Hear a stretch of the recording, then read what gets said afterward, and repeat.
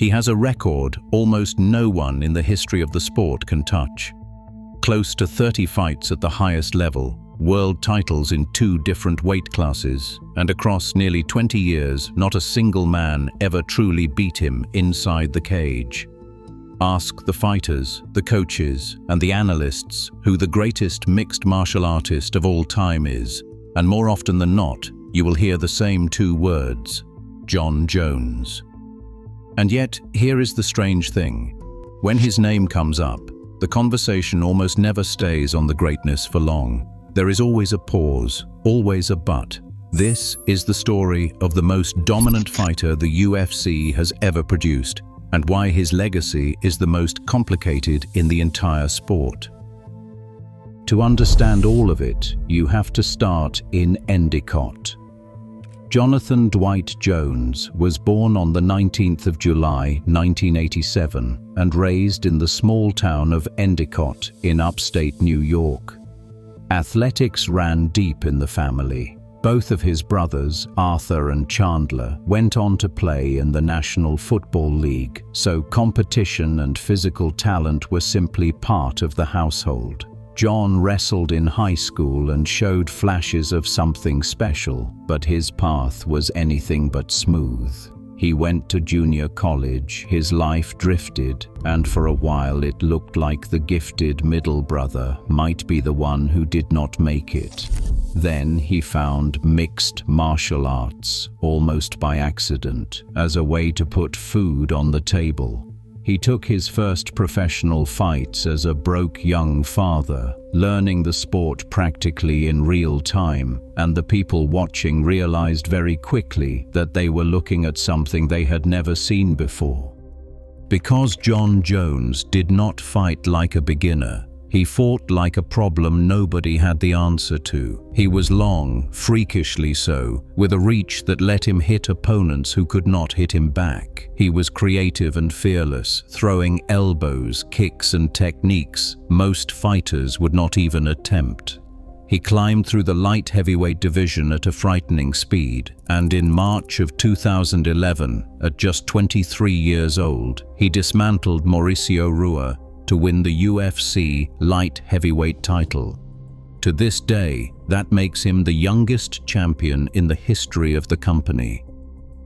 What followed was one of the greatest runs the sport has ever seen. Jones defended that title again and again against a murderer's row of legends, men who were champions or future Hall of Famers in their own right, and he beat all of them. He did not just win, he made elite fighters look ordinary. For years, the only blemish anywhere near his record was a disqualification in a fight he was completely dominating, a loss that exists on paper and almost nowhere else. In every sense that mattered inside the cage, Jon Jones simply did not lose. And the money and the status followed, the way they always do for the best in the world. He headlined enormous pay-per-view cards, signed sponsorships, and built the kind of profile reserved for the very top of the sport. But here is the first twist in the story. For a man so often called the greatest ever, Jones never turned into the billion-dollar business mogul you might expect. Most public estimates put his net worth somewhere in the range of $10 to $15 million, a fortune by any normal measure, but modest next to the empires other champions have stacked up. The reason for that gap is the same reason his legacy is so fiercely debated. Because outside the cage, Jon Jones kept getting in his own way. If you are enjoying this breakdown of one of the most fascinating figures in combat sports, take a second to subscribe. We dig into the real stories, the money, and the legacies behind the biggest names in fighting every single week. Now we get to the heart of it. The thing that separates Jon Jones from almost every other great athlete is not a rival, it is himself. Over the years, the headlines about his talent kept getting interrupted by headlines of a very different kind.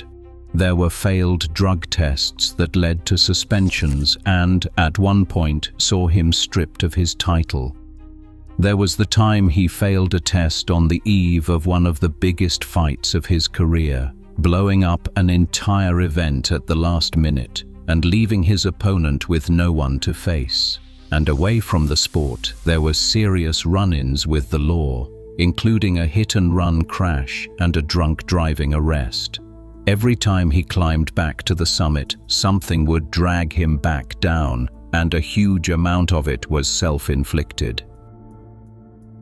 That is the tragedy and the fascination wrapped together. Most fighters spend their entire careers searching for someone who can beat them. Jones never really found that man. The only opponent who consistently took something away from him was the one staring back in the mirror. And still, even with all of it, he was not done proving he was the best. After years of ruling the light heavyweight division, Jones did the thing great champions dream about and almost never pull off. He moved up to heavyweight, the land of the giants, and in March of 2023 he won the vacant heavyweight title in his very first fight in the division, submitting Cyril Gane in the opening round. He defended it once more in late 2024, knocking out the legendary Stipe Miocic. 2 weight classes, 2 reigns of terror, and a claim to greatness that was almost impossible to argue with. But the final chapter turned into something far messier than a clean goodbye. For more than a year, fans begged for one last super fight, Jones against the rising contender Tom Aspinall, to settle who the true heavyweight king really was. It was the one fight left that could have put a perfect bow on his career. It never happened. In the summer of 2025, Jones announced his retirement and surrendered the belt without ever facing Aspinall, a decision that frustrated a huge part of the fan base. Then, just weeks later, he reversed course, chasing a spot on a historic event when talk of a fight card at the White House emerged. But the promotion was not convinced. Questions about his reliability followed him, and the card was eventually built without him. By the spring of 2026, Jones walked away again, this time for good, saying his gloves were hung up and his focus had moved to life outside the cage. So how do you measure a man like this? On talent alone, the argument is almost over before it starts. Jon Jones is, by the numbers and by the eye test, very likely the most gifted fighter the sport has ever produced. He beat everyone they put in front of him in 2 divisions, across 2 completely different eras. There is a version of this story where he is remembered with no asterisks at all, the cleanest, most untouchable legend in the history of the UFC. But that is not the story he ended up with.